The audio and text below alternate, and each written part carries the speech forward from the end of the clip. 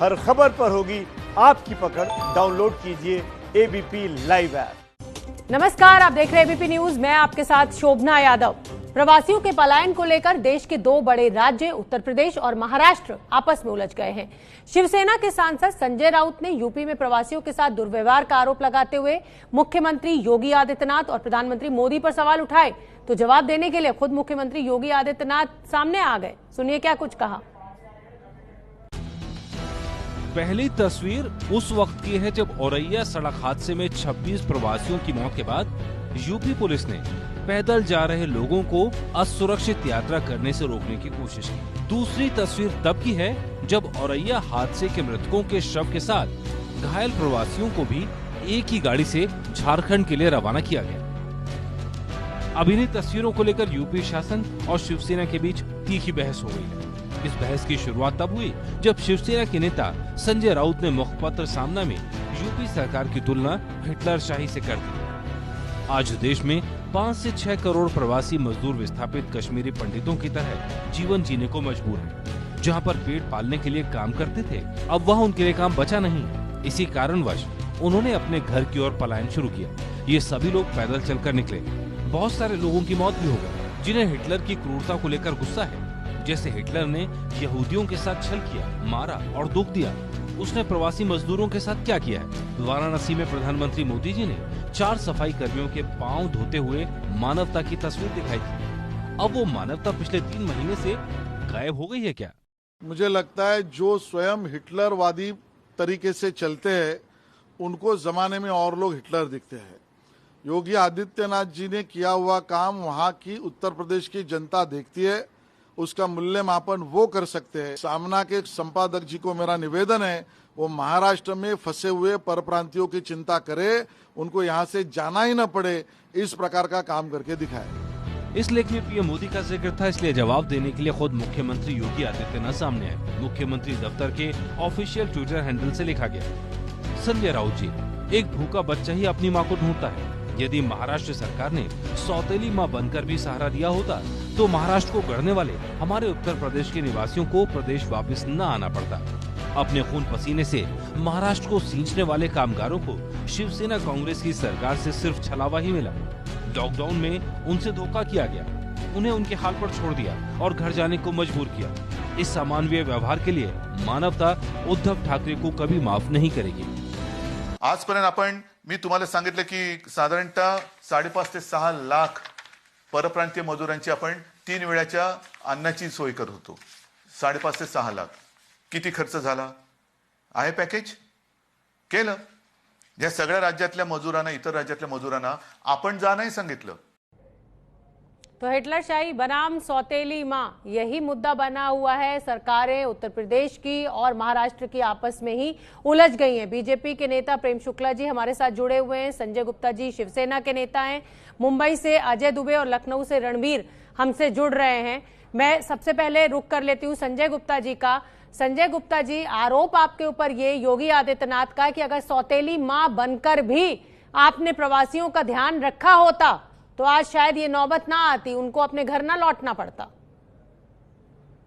देखिए, ये तो जो है क्या कहते हैं, आरोप प्रत्यारोप जो बिगर बात के चल रहे हैं, ये ठीक नहीं है। इस तरह की राजनीति इस समय जो हो रही है ठीक नहीं है। शिवसेना ने जो अपना मुद्दा उठाया कि भाई जिस तरह से यूपी सरकार ने और योगी आदित्यनाथ जी ने यूपी के बॉर्डर को सील किया, वो सील उन्हें नहीं करना चाहिए था। अभी अगर बाय चांस कोई मजदूर प्रवासी अगर हजारों किलोमीटर दूर से चल करके आ रहा है, 100 किलोमीटर दूर से चल करके आ रहा है, तो उनका ये आदेश कि भाई हम यूपी के अंदर उनको घुसने नहीं देंगे, तो ये तो कोई देश थोड़ी ना बन गया यूपी एक अलग से। यूपी भी इसी देश का हिस्सा है।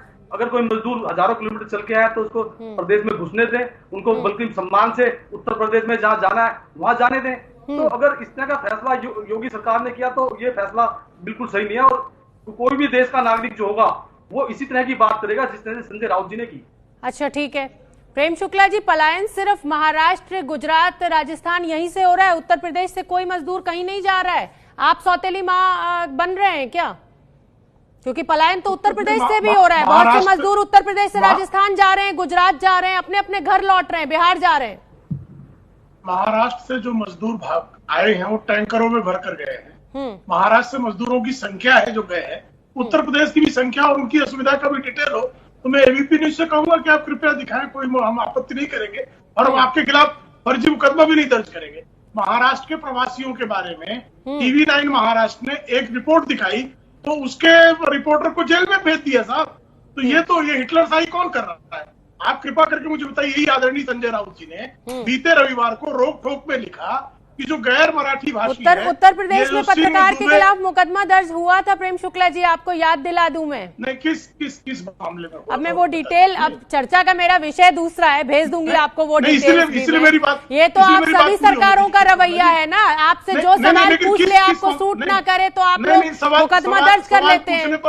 सवाल पूछने पर मुकदमा दर्ज नहीं होता जी। चलिए डिटेल्स में आपको मुकदमा दर्ज हुआ है, भेजूंगी प्रेम इसलिए मैं शुक्ला डिटेल्स जी। आपको बता रहा हूँ। दूसरा मेरा आगे, आप चूंकि इस पे बहस नहीं करना चाहती, इसमें मैं आगे का मुद्दा आपको याद रखता हूँ, आगे का मुद्दा आपको याद दिलाता हूँ। पिछले रविवार को रोक ठोक में इसी कॉलम में जिसमें इन्होंने आदरणीय योगी जी को हिटलर कहा है, उसमें श्रीमान संजय राउत लिखते हैं जो गैर मराठी दुबे सिंह, नटराजन मेहता इत्यादि ये सब जो है ये भुजंग है, सर्प है। और वो कहते हैं कि जिस तरह कोरोना के साथ हमें रहना सीखना है, उसी तरह इन दुबे, पांडे, सिंह, मेहता, नटराजन इत्यादि के साथ भी रहना सीखना होगा। कृपा करके बताइए शोभना जी, क्या यादव, दुबे, सिंह, नटराजन, मेहता होना मुंबई में कोरोना जैसा होना है? प्रेम शुक्ला जी बहुत वरिष्ठ नेता है, पलायन उत्तर प्रदेश से भी हो रहा है, आप मुद्दा भटका रहे, आऊंगी मैं आपके पास।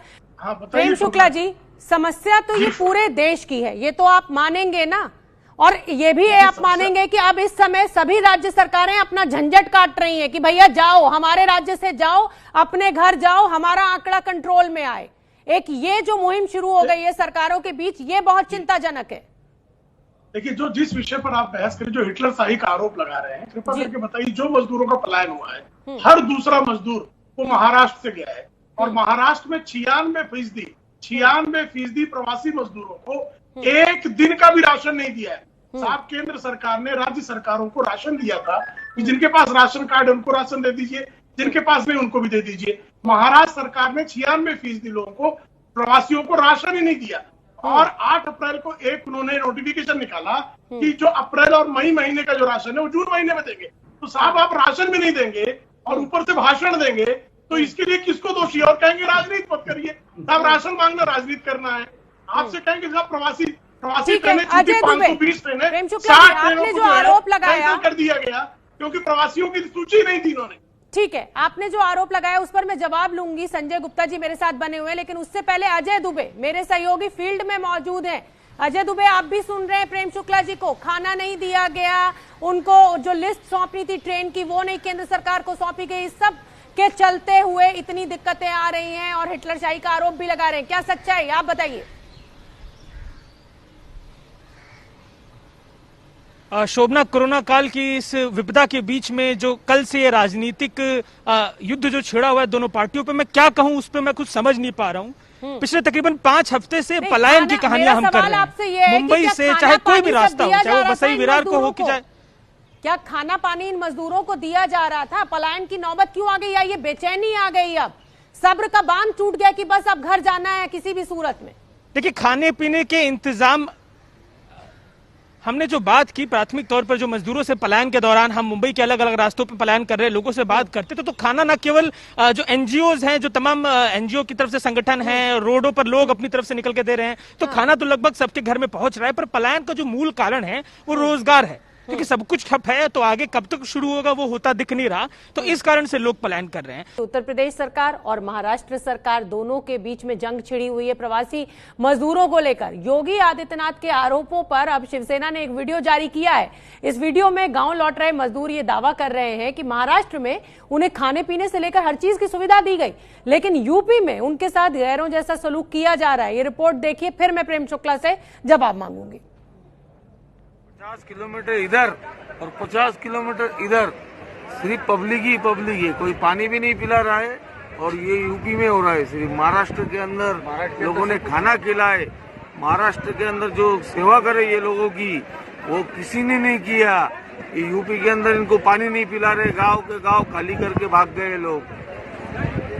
बताओ, बराबर नहीं, जो हकीकत है कि नहीं बोलो। यहाँ पानी भी नहीं मिल रहा है। जब महाराष्ट्र के अंदर अच्छा से अच्छा यहाँ सुविधा था, पानी का सुविधा, खाने का सुविधा, हर चीज सुविधा। यहाँ साला आए तो अभी पूरा जाम ही जाम है, गाँव वाले छोड़ भाग ही गए। खाना पानी कुछ नहीं मिल रहा है। छोटा छोटा बच्चा है आपका, छोटा छोटा बच्चा है, सब भूखा मर रहे हैं, प्यासा मर रहे हैं।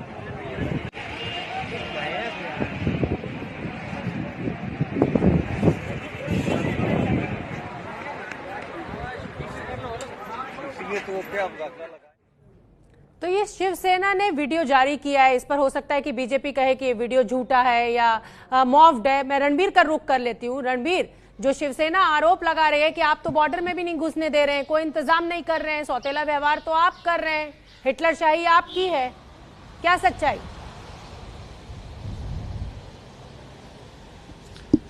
किशोर कुमार का एक गाना है, कोई हमदम ना रहा, कोई सहारा ना रहा, हम किसी के ना रहे, कोई हमारा ना रहा। तो मजदूर शायद यही गा रहे होंगे, क्योंकि राजनीति है। महाराष्ट्र से सबसे ज्यादा मजदूर यूपी में पलायन करके आए, और जब पलायन करके आए हमने पूछा तो सबकी अलग अलग दिक्कतें थी। 2-4 लोगों की केस स्टडीज यूपी सरकार भी दिखा सकती है, महाराष्ट्र सरकार भी दिखा सकती है, जबकि सच्चाई ये है कि बहुत बड़ी संख्या यूपी की है जो महाराष्ट्र में रहती है।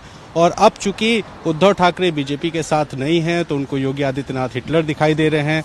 जब तक वो मुख्यमंत्री नहीं बने थे तब वो स्टेट गेस्ट बन के यूपी आए, अयोध्या गए, और तब योगी की तारीफ किया था। तो इस वक्त जो बड़ी बात है वो ये कि बड़ी संख्या में जो मजदूर हैं वो महाराष्ट्र से आखिर कैसे उत्तर प्रदेश तक आए, क्यों आने दिया गया, क्यों उनको ट्रकों में भर भर के आने की परमिशन महाराष्ट्र में मुंबई से बैठकर जब वो महाराष्ट्र क्रॉस करके निकले तो कैसे आए। और यूपी सरकार भी सवाल उठेगा ही, क्योंकि यूपी सरकार ने बॉर्डर्स पर रोका, लोग ट्रकों में घुस के, ट्रैक्टर्स पे बैठ बैठ के गए।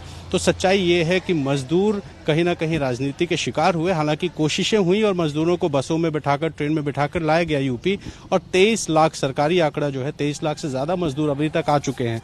लेकिन सवाल तो जाहिर तौर पर महाराष्ट्र पे भी उठेगा, क्योंकि पहला आरोप उन्होंने लगाया है, और आरोप में ये है कि मजदूर आखिर पलायन क्यों करके आए। दोनों सरकारों से पूछा जाएगा, और समस्या बहुत गंभीर है।